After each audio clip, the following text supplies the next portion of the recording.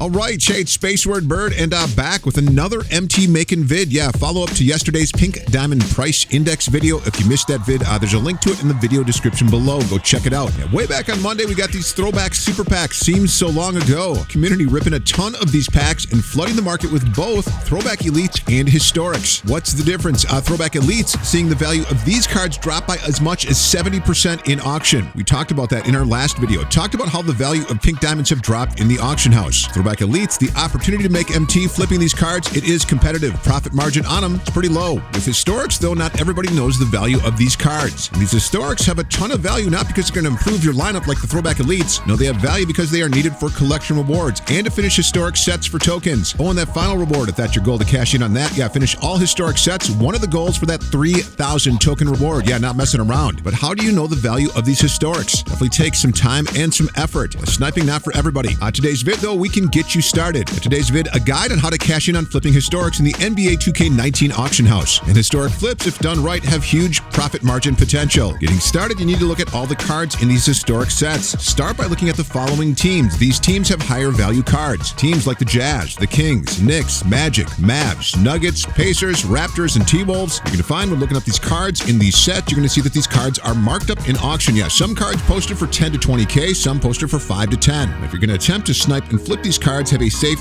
buy now price in mind to pick up the card for. Target the cards using snipe filters. You can filter by card color, conference, division, and team, and then adjust your buy now price range to make sure you're getting to the newest cards posted first. Yeah, newest cards will show up with end auction times of 4, 12, and 24 hours. Let's walk you through a couple of examples. Take Gold Historic Greg Ostertag. Here are only 3 up in auction and all posted for around 9,000 MT. We find Greg for $36.50. Now, if we flip this card for 9,000 MT after the 10% tax, we'll make just under 4,500 MT on the flip. Worst case, if we struggle to sell it, we can still sell it for 4,000 MT and still break even on it. So definitely feel $36.50 is a safe buy now price. Now we end up selling the card for 10,250 MT. Let's take a look at another Jazz player, Emerald CJ Miles. 4 up in auction, 1 with a bid only, and the 3 with buy now prices starting at 10,000 MT. We find the card for 1,950 MT. Definitely a safe price to pick up the card for to attempt to flip it. Third and final example, Emerald Nick Dick Barnett. 3 up in auction for 16K. We find one for 2,500 MT. Absolutely going to pick this card up and attempt to sell it for more.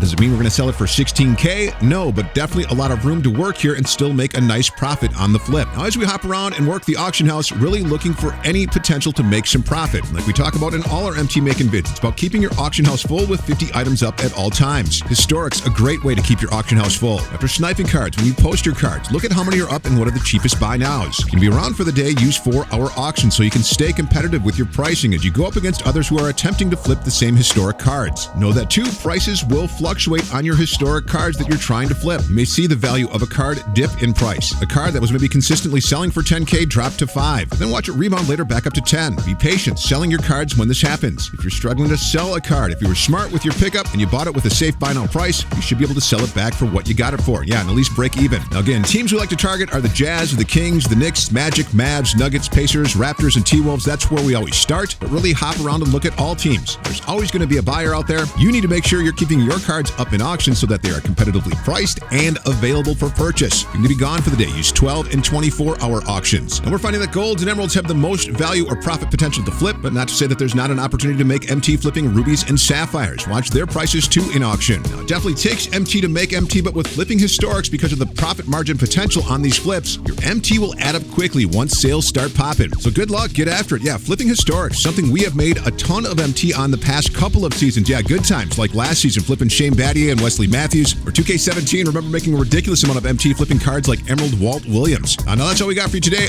Likes, you know we appreciate them. Definitely tells us to keep making more MT making vids, and subscribe so you're ready to check out that next vid. For Party Pete, this is Space. We're out.